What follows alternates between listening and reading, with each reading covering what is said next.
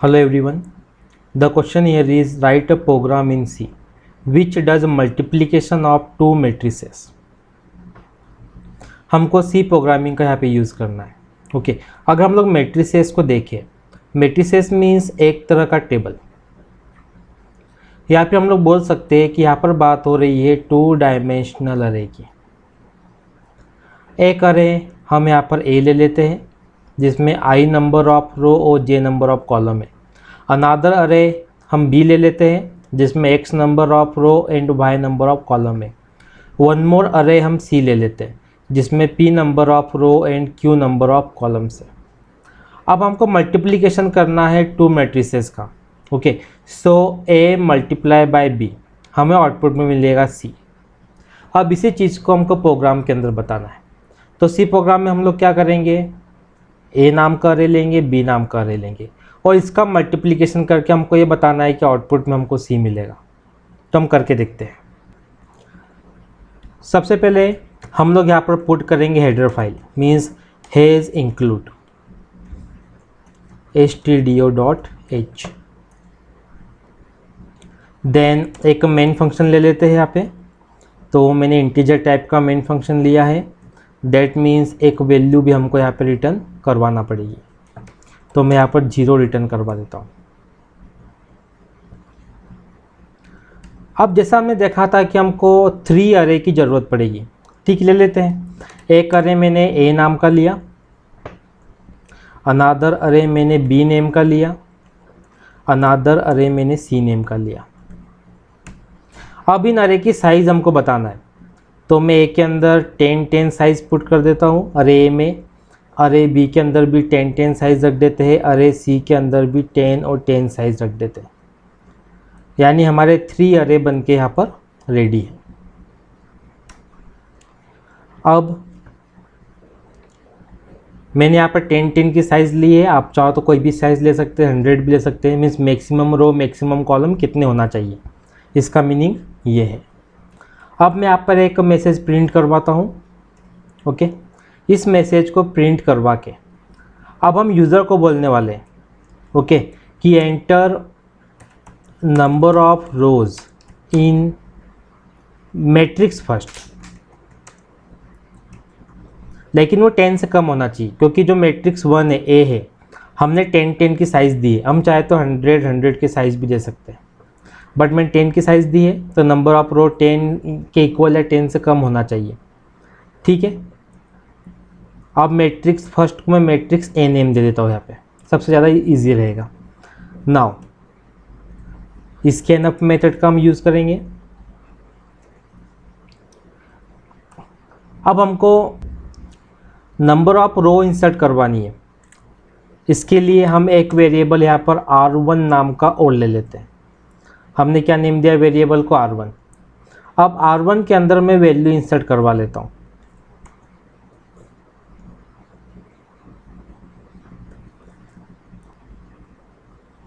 यानी first row के अंदर फर्स्ट मैट्रिक्स के अंदर कितनी रो होगी. अब इसी तरीके से अब हम नंबर ऑफ कॉलम को इंसर्ट करवाते हैं कि मैट्रिक्स A के अंदर कितने कॉलम्स होंगे. ओके अब यहाँ पर हमको स्कैन अप करवाना पड़ेगा. तो स्कैन अप के लिए मैं एक नया वेरिएबल यहाँ पे ले लेता हूँ C1. ओके एक और वेरिएबल हम यहाँ पे ले लेते हैं C1. अब जिस तरीके से हमने मैट्रिक्स A के लिए इंसर्ट करवाया है ओके ठीक ऐसे ही हम मैट्रिक्स B के लिए भी इंसर्ट करवाते हैं. Enter number of rose in matrix B. Okay और मैट्रिक्स B के अंदर मैं R2 नाम का एक वेरिएबल ले लेता हूँ नंबर ऑफ रो को इंसर्ट करवाने के लिए. ठीक इसी तरीके से हमें कॉलम भी इंसर्ट करवाने पड़ेंगे सेकेंड मैट्रिक्स के अंदर. सो enter number of columns in matrix B. एक वेरिएबल हम कॉलम्स के लिए यहाँ पर C2 नाम का ले लेते हैं सेकेंड मैट्रिक्स के लिए. रिमेनिंग प्रोग्राम को हम यहाँ पे टाइप करेंगे. अब हमें क्या करना है कि जो फर्स्ट मैट्रिक्स है ओके फर्स्ट मैट्रिक्स के अंदर वैल्यूज़ इंसर्ट करवानी है. यहाँ पर हमने मैट्रिक्स A के अंदर नंबर ऑफ रोज और नंबर ऑफ कॉलम्स बताए थे. Means something like this structure बन के रेडी है. अब हमको इन सेल्स के अंदर वैल्यूज़ इंसर्ट करवानी है, ओके, जो कि हम लोग यहाँ पर करने वाले हैं। सबसे पहले मैट्रिक्स ए की बात करेंगे। सो एक मैसेज में यहाँ पे डिस्प्ले करवा देता हूँ, insert values in matrix A, okay. Matrix A के अंदर हम वैल्यू को इंसर्ट करवाएंगे। तो इसके लिए मैं क्या करता हूँ कि एक फॉर लूप यहाँ पे लेता हूँ। अब फॉर लूप हम यहाँ पे लेने वाले हैं तो हमको एक वेरिएबल की ज़रूरत पड़ेगी, तो मैं यहाँ पर आई नाम का वेरिएबल ले लेता हूँ, ओके। सो फॉर लूप को हमने स्टार्ट किया 0 पे। अब फॉर लूप चलेगा कब तक? जितनी हमारे अरे के अंदर साइज़ होगी, ओके। सो पहले रो की बात करते हैं हम। सो फॉर लूप कब तक चलेगा? नंबर ऑफ रो कितनी है? R1 less and equal to, हमने यहाँ पे क्या कर दिया, R1 माइनस 1। R1 माइनस 1 हमने क्यों किया? फॉर एग्जांपल मान लीजिए कि किसी मैट्रिक्स के अंदर जो नंबर ऑफ रो है वो 10 है, ओके। लेकिन हमने स्टार्ट कितने पे किया है लूप को? 0 पे। तो 0 से 9 तक चलना चाहिए, तब जाके ये 10 होगा।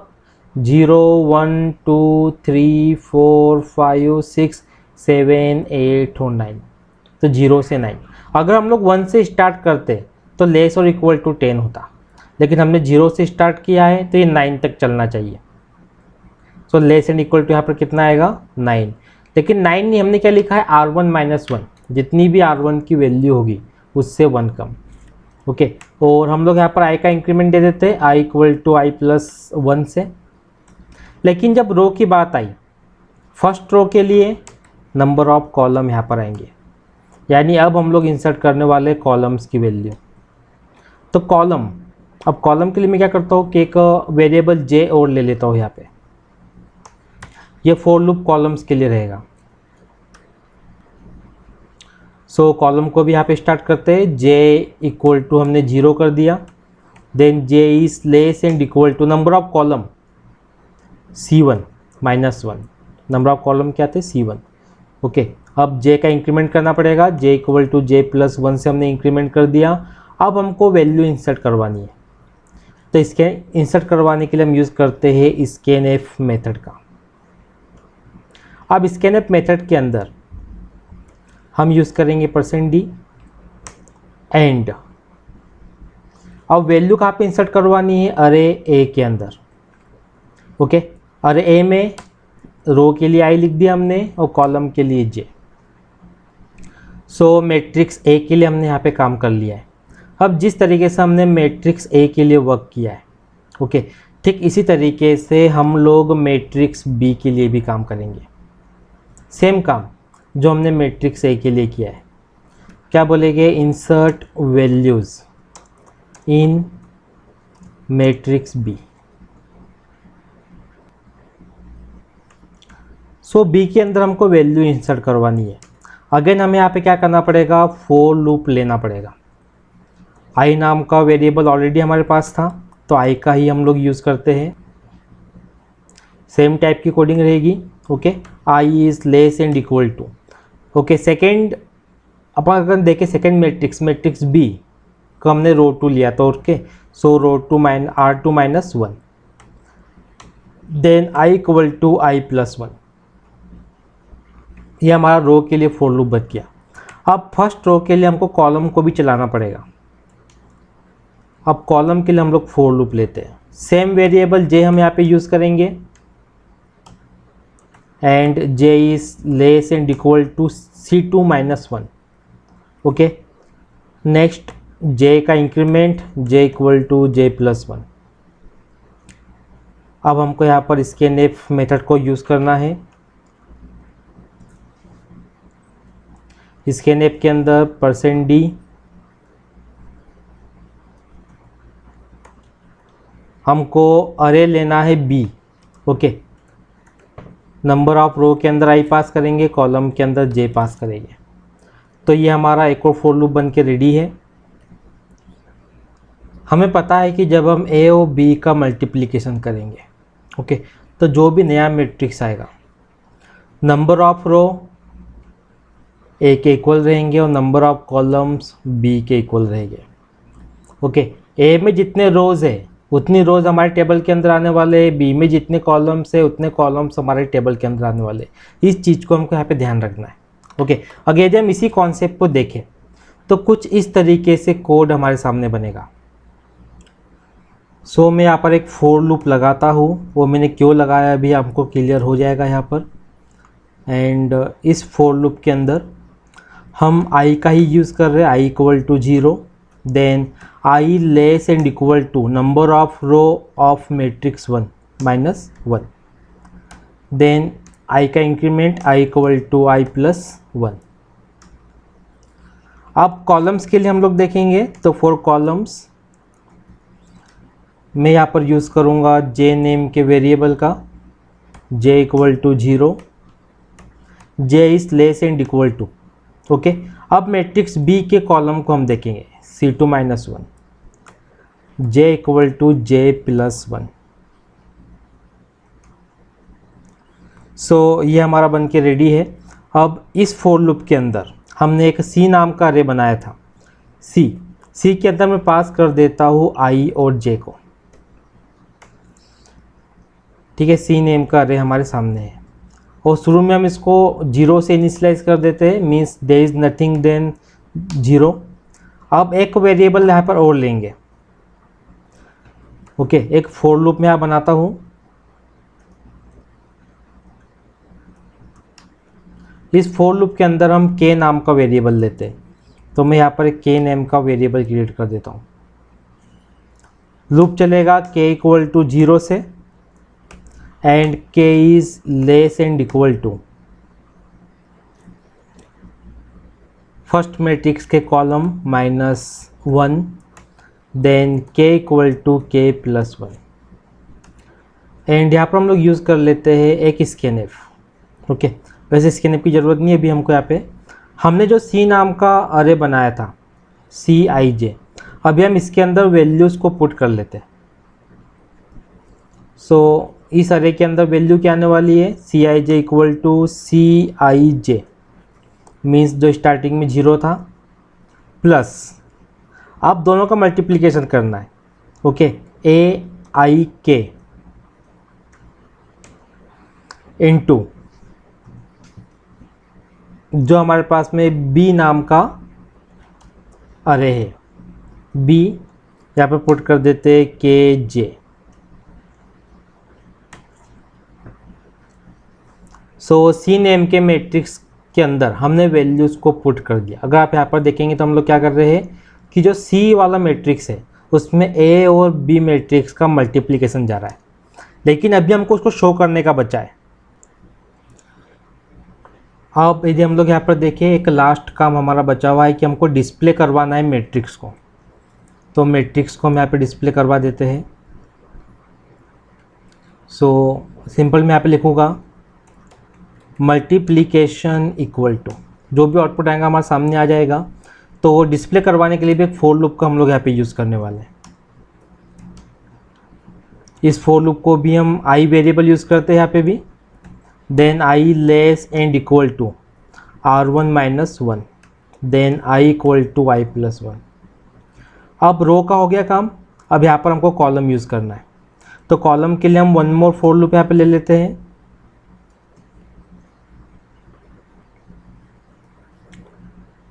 सो जे वेरिएबल ही यूज़ करेंगे यहाँ पे, j is less and equal to okay b matrix के column C2 minus 1, then j equal to j plus 1।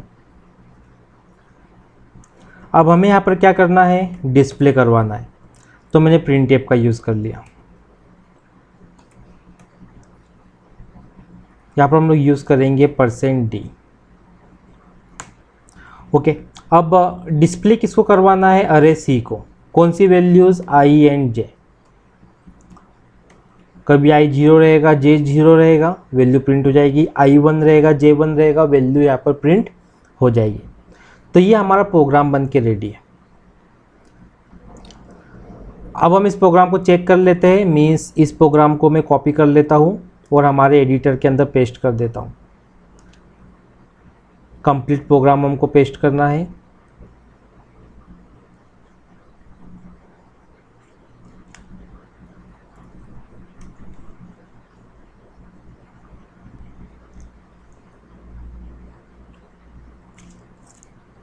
कुछ नहीं कर रहा हूँ मैं, जो प्रोग्राम हमारे सामने है एज इट इज उसको पेस्ट कर रहा हूँ।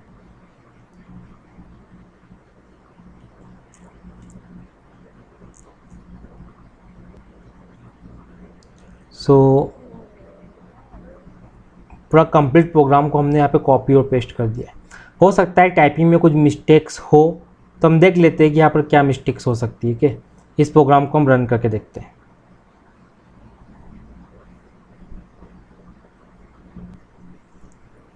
सो कुछ एरर्स है यहाँ पे।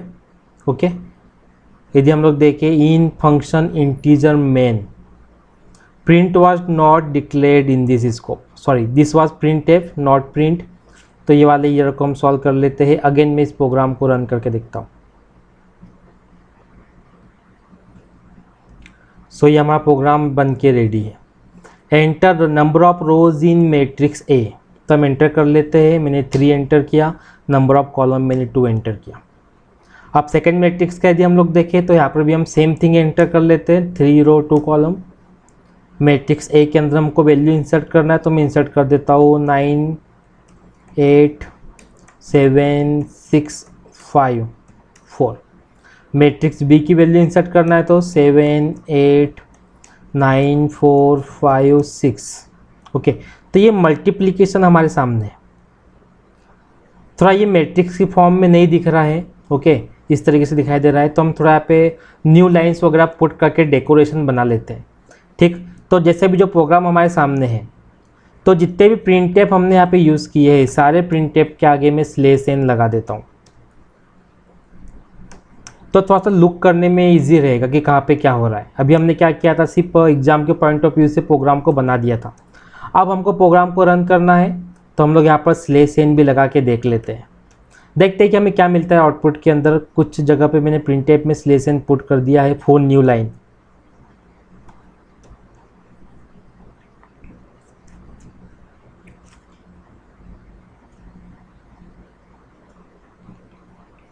ओके, और रिटर्न के पहले लास्ट में, ठीक, सो यहाँ पर भी मैं कोई वैल्यू पुट करने की सोच रहा हूँ, क्या कि रख देता हूँ। एक काम करते हैं, यहाँ पर भी हम एक प्रिंट एफ में स्लेश एन लगा देते हैं, तो समझने में इजी रहेगा क्या कि प्रोग्राम में क्या हो रहा है। सो यहाँ मैंने रख दिया स्लेश एन। अब इस प्रोग्राम को मैं सेव करके दोबारा से एग्जीक्यूट करता हूँ,